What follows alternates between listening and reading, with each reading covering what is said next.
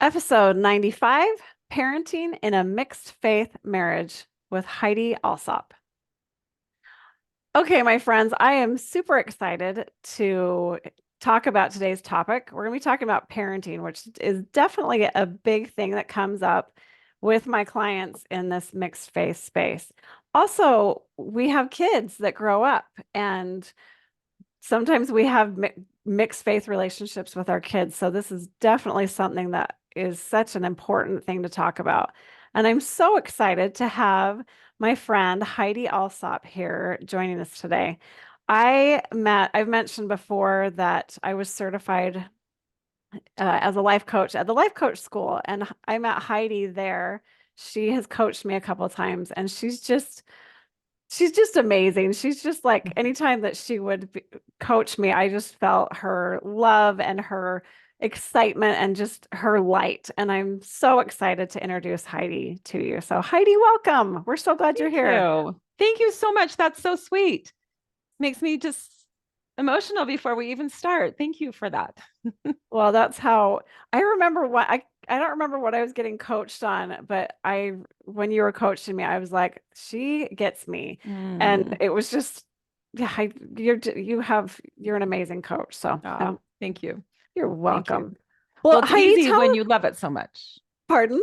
I said it's easy when you love it so Oh, much. Coaching is the best. totally. It is the best. So, Heidi, tell us a little bit about yourself. Absolutely. I so appreciate being here and you are so dear and thank you for having this space that you do so much good. So Oh, my name, like Chris said, is Heidi Allsop, and I'm a social worker and, like Chris said, also a certified life coach. But more important, I'm a wife and I'm a mom to five sons. And raising those sons, I noticed that so many moms thought they were failing because they didn't know how to help their son that was struggling, or even really how to help their son in his different phases.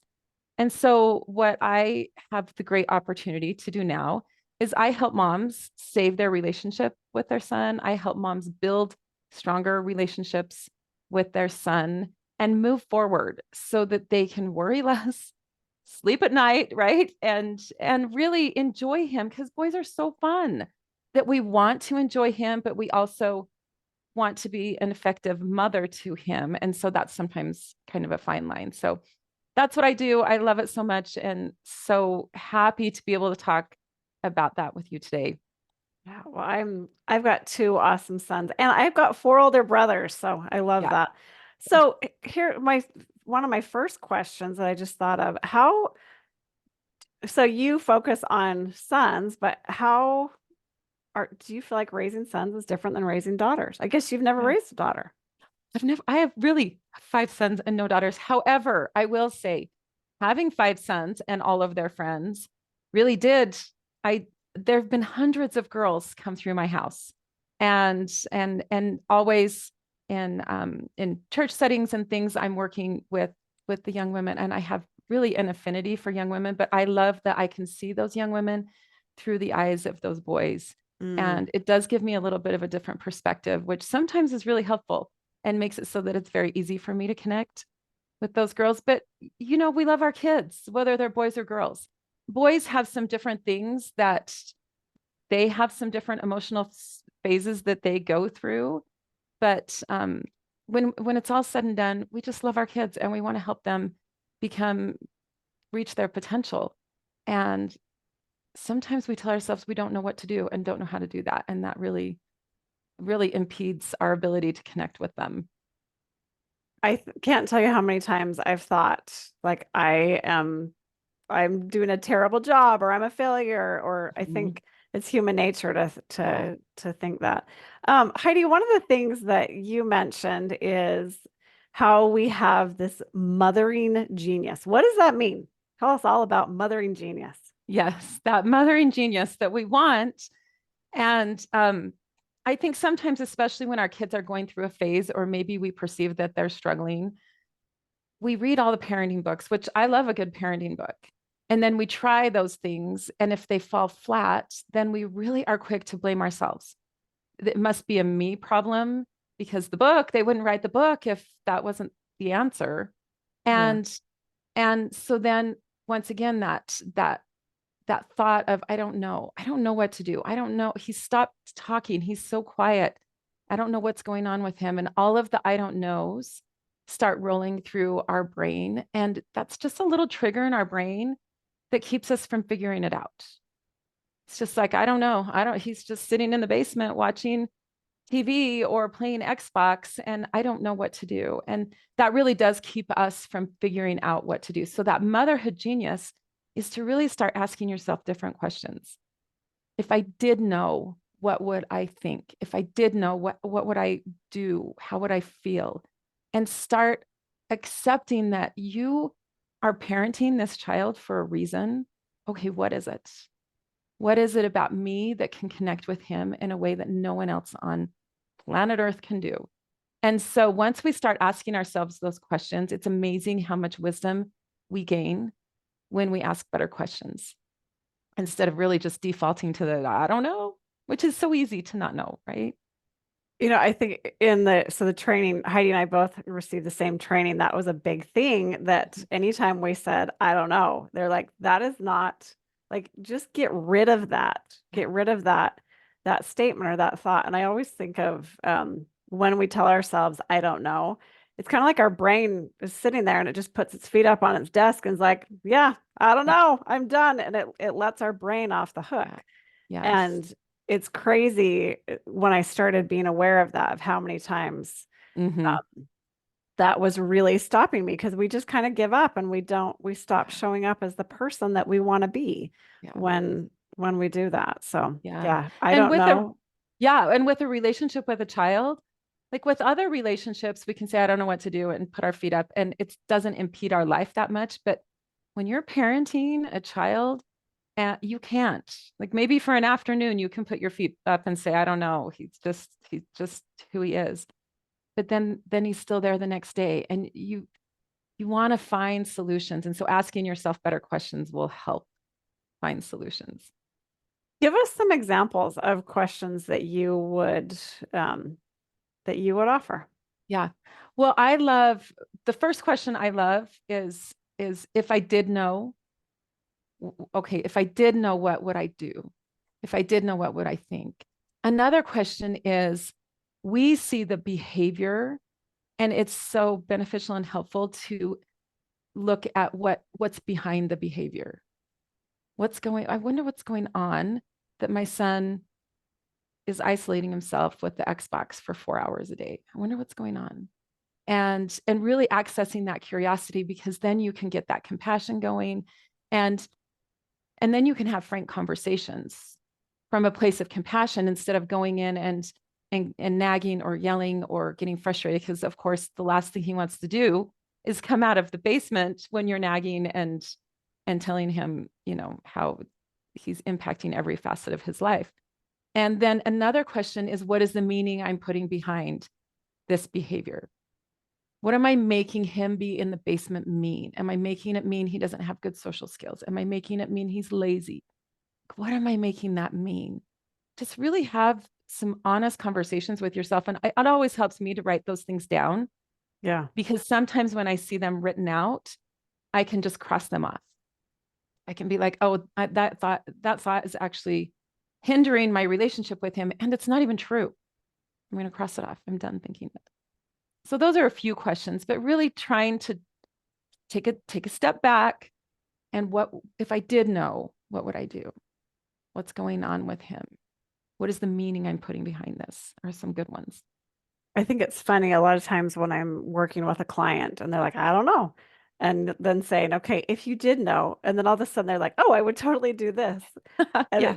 it just, I think a lot of times we have an idea of what we should do, but we stop ourselves. So, Mm-hmm. Mm-hmm. and just that idea of what am I making it mean about me? So Yeah. often we make it mean I'm a terrible mom. I don't understand my kid. We take it personally. And of course we do. We're humans with human brains, Exactly. but it can really keep us stuck, as you were saying. Yeah. Um, okay, so so on the flip side of that, so leaning into this motherhood genius, how do I lean into that? And yeah, do you have more did we Yeah. already go over that, or did you have more that you? Well, I no, I think that acknowledging and really believing, and maybe you have to repeat it like 1700 times a day, that I am this kid's person. Like I'm supposed to mother him or her, and this is my job, and I want to do it well, and I also know that some days I'm going to fall short, and that's okay. Giving yourself so much compassion and love, and also acknowledging that um, there's a reason that he's my son or this is my daughter. There's a reason, so let's figure it out. How Mhm. can I help him in a way that other people can't? And sometimes that's just because moms love their kids. Sometimes they don't like them very much. Sometimes they're difficult kids, but they have a love that's unlike really any other. And a father does too. I don't want to discount the power of a father, but I work primarily with mothers, and so there is a love and a desire for their happiness and success that really is just deep seated, and we have to figure out how to let that rise to the surface. And telling ourselves we're doing a terrible job is not going to make us more confident as a mother. It's exactly the opposite. So, Mhm. what do we do? How can I see myself as an amazing mom, a strong mom? Yeah. How do I do that? Yeah. Well, practice, I think, and acknowledging that, like, I'm going to be really a great mom some of the time, and some of the time I'm going to be somewhat of a hot mess, and that's okay. I'm human, and that's okay. I'm trying, and I think just the same way, we know when we notice our kid making an effort, we can see it. We're like, oh, they're trying. Okay, they're trying. That's good news. He's trying, he's making an effort, he's acknowledging that this is somewhere he wants to go. And acknowledging that for ourselves and understanding that our kids, they know when we're making an effort too. Now, right, their frontal lobe is wide open. They're never going to say, "Hey mom, I see you're making a valiant effort in raising me." That's not going to happen. Wouldn't that be awesome? It would be amazing. But we have to, it's our job to fill that cup. It's our job to give ourselves the narrative that I'm trying, and I will make up tomorrow and I'll try again. And I know that my kid will notice that. One thing I tell my boys when I raise them, they don't like a lot of things I say when they're 14 and 15. And I say, "Hey buddy, I'm not trying to impress you at 14 and 15. Like I'm not even trying to impress you at 18, because your frontal lobe is wide open. Like that brain is not developed. But when it closes at 26, you and I are going to have a sit down. And I want to know from your perspective at 26 or 25, or when you are more mature, I want to know how you thought about these rules that you hate so much right now." And I have two of them that have passed that frontal lobe closure, right? 26, I have a 26-year-old and a 29-year-old. And I've said to both of them, not to get accolades for myself, but in joking, "Hey, how'd I do?" And they're, of course, they're like, "Mom, wow, thanks for making that boundary here," or "Thanks for, I was really on my way to do something stupid here. Thanks for stopping me," or whatever the situation was. So acknowledging to yourself that I'm trying, like I do love this kid, and I'm trying, and I'll try again tomorrow, is really, really helpful, and really goes a long way to helping us be more motivated to try again, try again. I I love that. And my podcast listeners have heard me talk a million times about the whole 50-50. That tool has changed the way I parent. That it's so, thinking like sometimes I show up and I'm just so confident and kind and loving and fun and I do all the right things. And other times I don't. I'm exactly the opposite. I'm just a hot mess.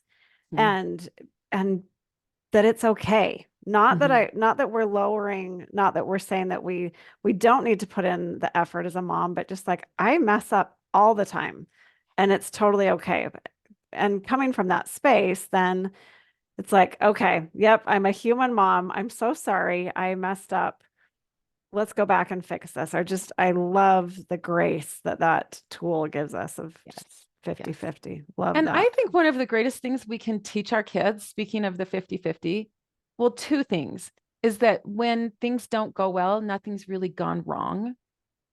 And the second thing that I just wish I wish more parents would teach their kids is how to apologize, Mm, right? Hey, kid, I I didn't show up very well, and I yelled, and I'm sorry. I apologize. Because then kids amen. know that that's not a weakness, that's really a strength. And they learn so many behaviors from their parents, from us. Wow, if we can teach them to apologize when they mess up, how much is that going to benefit their future marriage, their future, relationships, if we can teach them and give them that gift. So yeah, we're going to mess up. Nothing's gone wrong. And we apologize and Yeah. teach them such a great thing. I would, when my kids were younger, I would always say, the reason pencils have erasers is because we're supposed to make mistakes. And so Yeah. I'm coming to erase what just happened. Mhm. That, yeah. I remember talking to a friend once a long time ago, and she was like, I don't want my kids to know I was wrong. And I just thought, you know what? Well, maybe you're very different than me, but I'm wrong a lot of the time and I mess up. And I Yeah. think it's so, so important that we, just like you were saying, that we model that and show them it's totally okay to make mistakes. And this is how we fix it and how we, Mhm. yeah, they've got to Yeah. have that modeled. I love that. Yeah. Yeah. Um, okay. So Heidi, give us some tips on how we can raise strong sons. I'm going to throw daughters in there too, because I know Yeah. uh, we've got both, but how do we raise strong, confident, resilient Yeah. Yeah. humans? Yeah. That's like if we had the answer that was universal for everyone, we would we'd probably rule the world. I think understanding, first of all, that it's individual and every child comes a little bit different. Every mother comes a little bit different. And what works for one child would be so amazing if it worked for the next, right? But it doesn't. So one thing that is universal in a family is strengthening your resilience, strengthening your whatever your values are, whatever you stand for, really being that person.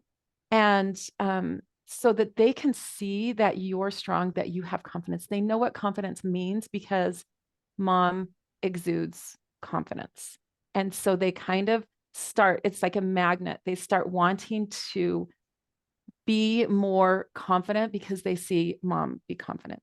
And the other thing that I think is really valuable is like when we teach our kids to walk, they stand up on the furniture, right? And then one day they let go of the furniture and they just kind of stand there a little wobbly.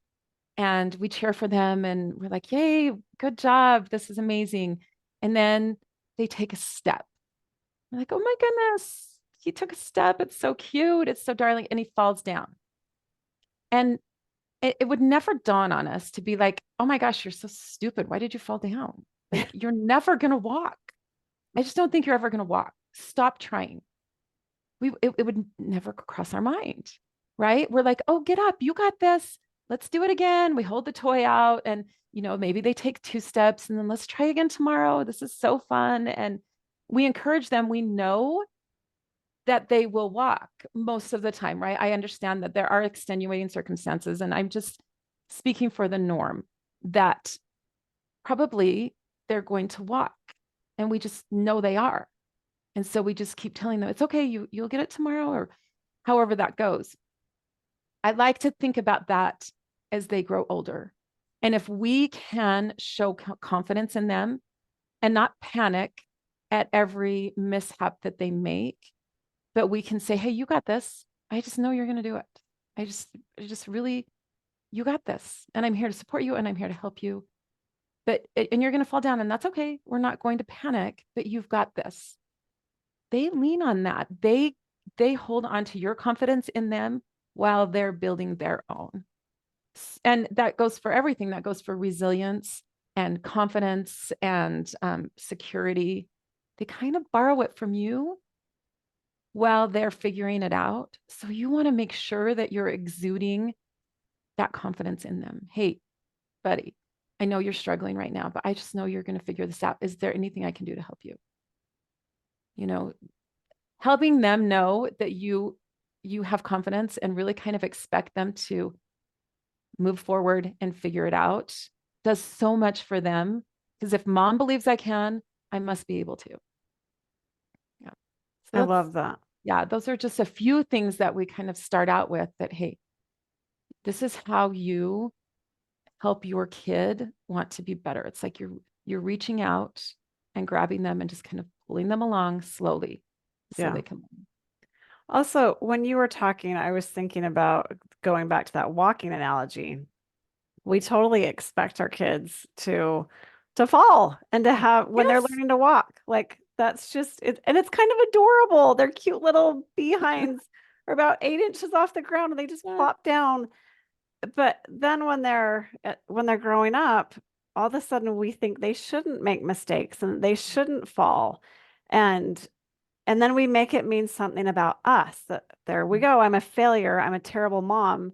And it's so interesting that how that we want to prevent our kids from having any problems or having going through anything hard, but we forget that is how they learn. That's how we learned our stuff is going through those Yeah. hard things. Yeah, absolutely. Absolutely. I have one son that I'll just tell a quick story. He's awesome. He was my easiest teenager, and I thank him every day for that. When he was 7, 8, or 9, he was so stubborn and just a little stinker. And I remember one day, I don't even remember the situation, but I remember connecting with a friend and I was upset. And I was like, this kid, like he's so stubborn. And I don't know what to do. Here goes the I don't knows, right? I don't know what to do.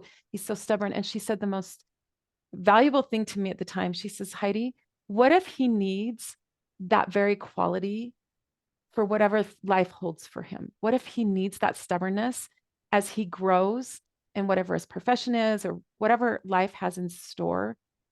And do you really want to parent that out of him? That just like about Mm, knocked me over. And so I kind of I relooked at how I was parenting him in that way and just told myself, I don't want to parent this stubbornness out of him because what if it's like his greatest quality? And so we battled our way through the next few years. And really, like I said, his teenage years, he was still stubborn, but it kept him from getting in a lot of trouble that his friends were getting in because he was stubborn and other things that have happened over the course of his life. So thinking, okay, what if this difficult thing that they're going through, or maybe what we think is a mistake or a bad choice, what if it is actually the turning point that helps them figure it out in the future? I It love makes that. Yeah, it makes it less painful. Yeah. Yeah. Yeah, because there's so many, yeah, sometimes we're like, is this going to help them? It's either going to help them be the CEO of some great company or the leader of a gang, but whatever Yes. they are. Um, Exactly. yeah, I think I love that, not parenting that trait out of them. That's so important. Okay, so I kind of want to shift gears a little bit. So a lot of my listeners are in a mixed faith relationship, either with their spouse or with their child. But let's talk about how do I parent my kids when my spouse has different religious Yeah. beliefs? Yeah. I love this and once again, I love the value that you're putting into the world because this is so important when it comes to parenting. And we want to find out what we are on the same page about.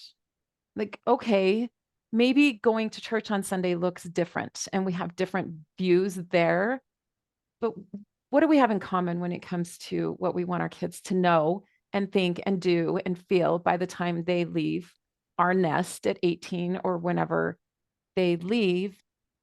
What do we want them to know? What values can we connect on that we want to teach them? And really having that conversation. I love the idea of parenting with the end in mind. So Mhm. I often will take my clients through here's the end. What do you want them to, what do you want them to be? What do you want them to know? What do you want to have taught them by the time they leave you? Um, let's work backwards. Okay, if you want them to know these things, then you're going to have to intentionally teach them, and let's work backwards and make kind of a parenting plan. And and so that's something that I would really recommend is getting on the same page with your spouse. Okay, what do we want them? What do we want them to be by the time they're adults? What do we want them to know? What values do we want to instill in them? What opportunities do we want to have given them or encourage them to get? And then let's work backwards. Let's stay on the same page. And there are going to be times, inevitably, you can be as ingrained as can be in the same faith with a mom and a dad and still have parenting conflicts, right? So being Totally. really careful, yeah, being really careful that when there are parenting conflicts, that that's not the default blame. That, oh, it's because we have different religious beliefs, because it it's going to happen inevitably with any couple that's raising kids. Raising kids is like not for the faint of heart.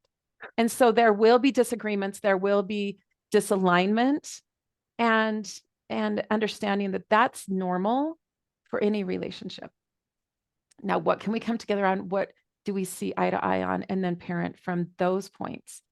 That's one thing I would suggest. And then another thing is, I just really love when parents get to own their relationship with their kids. And this is a hard thing. This has been a hard thing for me. My husband's amazing. I love him. He parents different than me. And I'm like, oh, how are they going to feel? And are they going to feel bad? And what's going on? And I'm kind of um, in the feeling part. And he's like, we have one conversation. This is pretty simple solution, cut and dry. It's a different parenting style, definitely. And as I've kind of sat back and allowed him to develop the relationship with our kids, that his personality develops and I develop my relationship with the kids, I've realized over the course of time as my kids have gotten older that they've both been very valuable, both of those parenting approaches. And now that my kids are in college and obtaining professions and stuff, they go to my husband all the time in career questions and dad, what do I do about this? And what do I do about that? And I love that. It doesn't feel threatening to me at all, because if they have an emotional problem, guess who they come to? Me. Mom. Yeah.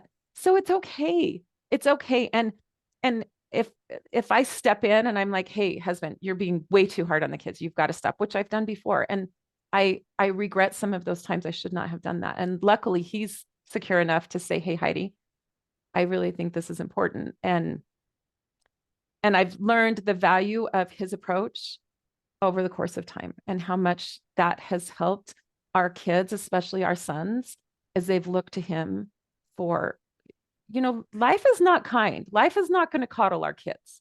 No. And I would tend to be more coddling and he would tend to be more, hey, look, this is the way it is. That's all. And so both approaches are important. And in a mixed faith, there are perspectives that maybe a spouse that's not in a different faith or not in a faith at all, um, that approach and that perspective may be really helpful for your child to know. And then having the freedom to be able to express your perspective and your thoughts on it and giving each other that respect.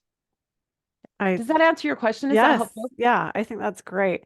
I love one of the things that I think is helpful. This is how mom views this. This is how dad does it. And you get to choose how where you want to go from here. I kind of like to think of it as if you had two languages in a home, like let's say there was English and Spanish.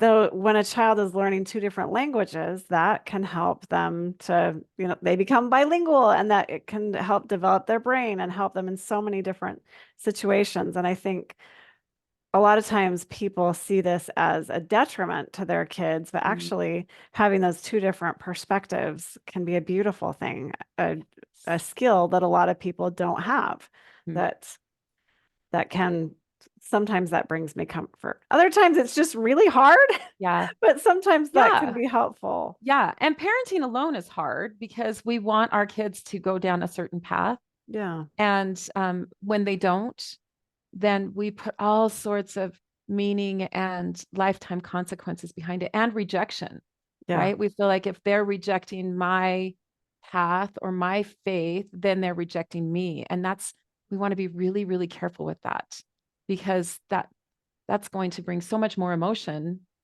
in, and we're not going to show up very well Yeah. because we're feeling rejected.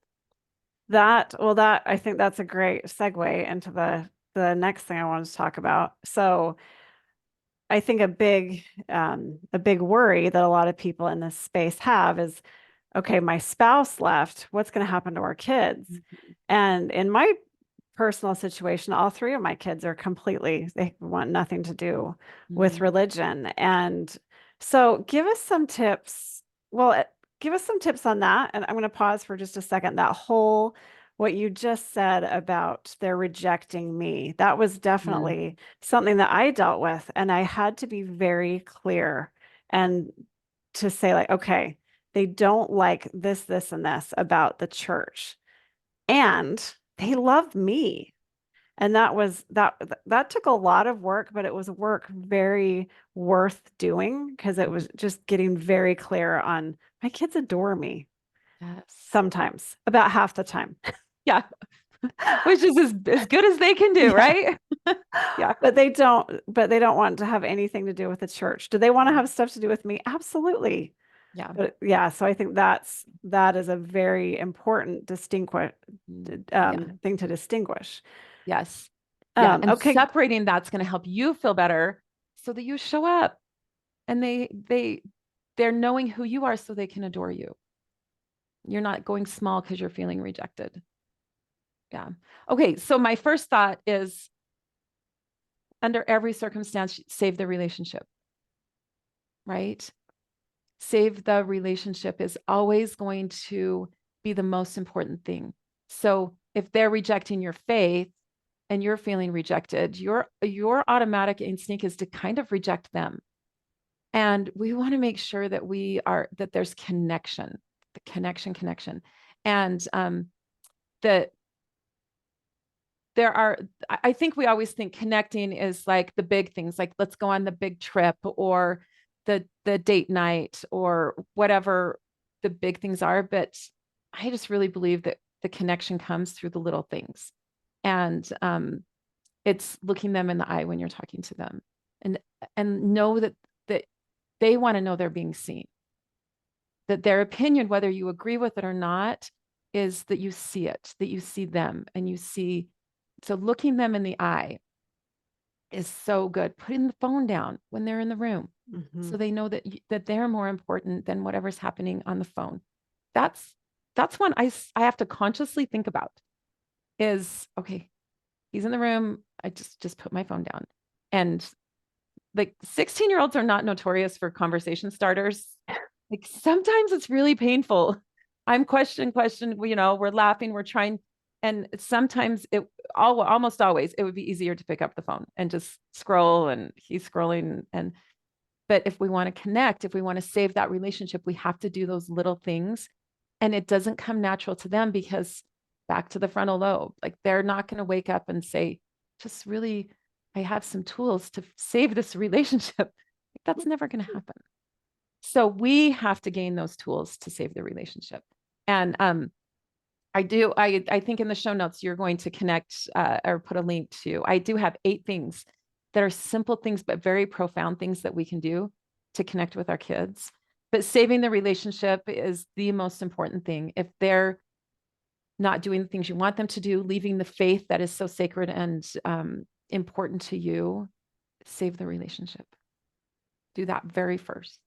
And and then and then you're going to want to start managing your mind, just like you talked about, Chris. You're going to want to start, am I now, because I can't solve the problem that's before me, which I'm perceiving as my son leaving my faith or my daughter leaving my faith, because my brain can't wrap around that. Now is my brain going to the future and creating problems that aren't there to solve? and being really, really careful that we don't let our brains start doing that. Who's she going to marry? What is she going to teach her children? Um, what is her eternal life going to look like? Our brain is going to want to try and solve problems. So it's going to start making them up. Bring it back. What's going on now? What can I control? How can I show up? So those are a couple of things that when our kids start to veer and make decisions that we aren't loving, especially decisions that feel very sacred to us, stay present, keep that connection, save the relationship. And then we got to manage our brain, bring it back from all of the scenarios that it wants to create. And then the last thing is maybe remembering that it's a long game. This is a long game. Just because they're choosing this right now doesn't mean that will always be the case.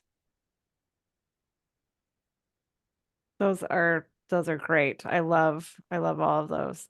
Um, yeah, I think one of the, like you were talking about earlier, working backwards. So what do I want? What do I want with this kid? Well, to save the relationship. So what do I need to do today? Mhm. I think that, yeah, so important because it's Yeah. easy. I like to, my kids have given me a couple opportunities to practice this. Yeah. And just remembering, I love them. I may not love the behavior or the choice that they made. I love them. So what Mhm. am I going to do about this? What am I going to who do and my favorite questions that you guys have heard me say a million times. Who do I want to be?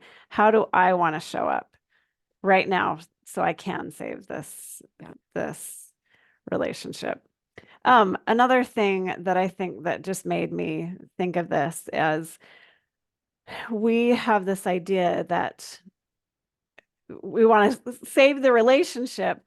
I think we feel like we have to save our kids Mm, and that it's my job. It's my job as the parent to save them or to not let them go through this. And I think one of the big things that I've learned about this, and it's going to get me emotional, it is not my job to save them. That is the Savior's job, is to save. My job is to love and to show up as the mom that I'm trying to be. I can't save my kids. That's not my job. My job is to love them and to teach them and to be very clear on that. What is my job description and what is yes. not? Yeah. Well, I love that so much, Chris, because thinking about it in that way, what can I control? What is my job? My job is to love. My job is to connect. My job is to foster a relationship. And God's job is to save, right? God is mighty to save, and he's good at what he does. If there's anybody that's good at their job, it would be the Savior and our heavenly parents, right? So they are mighty to save and they are good at their job. It's really going to give us some peace that, okay, that's not my job. I'm not that great. Like, I'm not that mighty. My job is to love. And boy, I'm good at that. Like, I can love them. I really want to do that. And I can love them without all of the heaviness added to it. So I love that you Yes. said that. Yeah. Another thing that kind of that has stuck out to me so many times, in the temple, it talks about finding joy and rejoicing in our posterity. And I never thought about that until my kids had left the church. And I have to tell you, my kids are awesome. I adore them. They bring me so much joy. Sometimes there's some really hard things too, but that is something I can definitely find joy and connect with them and do my best to show up regardless. And also I want to point, it doesn't say that to find joy and rejoicing if they're doing X, Y, and Z. Yes. It's just period. Yeah. And it's not, as I look at the amazing people my kids are, they're doing awesome things. They're putting good into the world. They're developing their talents. And I just, it's so easy when I'm looking from that lens Mhm. that how can I find joy in my kids? Well, I can find joy in all these things. Look at how many great things they're doing. And that's what my job is to Mm, find joy and rejoicing in them. So yeah. And I love that because our brain will always find what it's looking for. So if you're looking for all of the ways that your kids are falling short, you will find them uh, uh, every time. If we're Yeah. looking for ways we're falling short, we'll find them every time. But if you're looking for ways to find joy in them, if you're looking for ways to connect with them and to love them, your brain will start finding those, finding evidence of where you point your brain to look. And so I love that you made that distinction. That's a good takeaway for me today. Joy and rejoicing in your posterity, not in your perfect posterity. Love that. I don't Pass think any that of us have it. No, what a They relief. Be so, certainly don't have a perfect mother at my house. I'll tell you that. They've got a pretty yeah, good one a lot of about yeah, half the time. yeah, that's right. Yeah. Love that. Heidi, is there anything else that you want to, any last thoughts that you want to share or any other little You know, nuggets? yeah, I'm just thinking as we just talking about directing our brain, I would just add that there are moments in motherhood that are excruciating. They're so difficult and they're so hard. And there are moments that are so peaceful and so happy and so joyful. And it's interesting. I'll give you an example real quick is we had gone on a family trip and it was a wonderful family trip and it was so fun. And it was all the things that trips are made of, all the dreams come true, right? And we came home. It was great. And we came home and about a week later, we had the kids over for a Sunday dinner and it started pouring rain. Like I've never seen it rain like that. And we all went out on the deck that's covered and everybody was there and we were playing some music and we were watching this rain. And I remember sitting back and thinking, this is what it's all about. Like this is joy and rejoicing in my posterity. And I made that distinction of we had just been on this exotic trip that was fun, but this moment right here, this is joy. And so looking for those moments of joy in motherhood, you will find them, but you'll find them where you don't expect them. But look for them because if you look for them, they're there and they're kind of sometimes fleeting, but it's enough. It's enough to fill you back up and to realize that, oh, wow, I am so lucky to do this work of motherhood.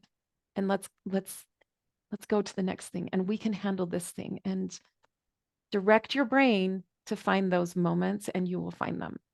And those little moments will be enough to keep you going. I love that's one of my favorite little things. I love the hymn Improve the Shining Moments. Yes. Don't let them pass you by. I don't know if that's what the song meant, but I love those. I like to look, I call them a glimmer. Just what Mm-hmm. are those little glimmers in the day? And I think of like some of them for me. My 14-year-old son, he gives the best hugs. And he comes in and just sometimes he literally like picks me up.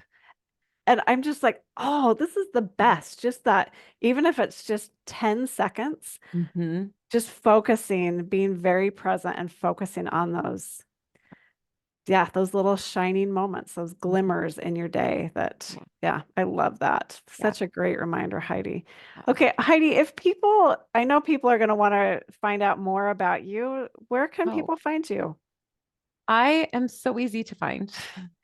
Everything, come find me on social media, my website, it's Heidi Allsop Coaching, and Allsop has two L's. Um, HeidiAllsopCoaching.com is my website. At Heidi Allsop Coaching, I'm on Instagram, I'm on Facebook. Um, I send out a Monday mom tip every Monday, which is I hope really valuable. Just little tips, little tricks of things that we can do to enhance those shining moments, like you're talking about. I And so, love yeah, it. I'm easy to find. Come on over, start a conversation. I And I love to chat. Clearly, I love to chat. we're good at this, chatting. Yes. And I will include all of Heidi's links in the show notes to this podcast episode. So go make sure and remember she has that. What was it? The eight. Yes, 8 ways to connect with it's the boy mom's blueprint, but it works for girls too. Love that. Yeah. So go check out her stuff. Yeah. And you Thanks guys, for having me, Chris. I really appreciate being here. Such a fun conversation. well, it's such an important conversation. And good reminders.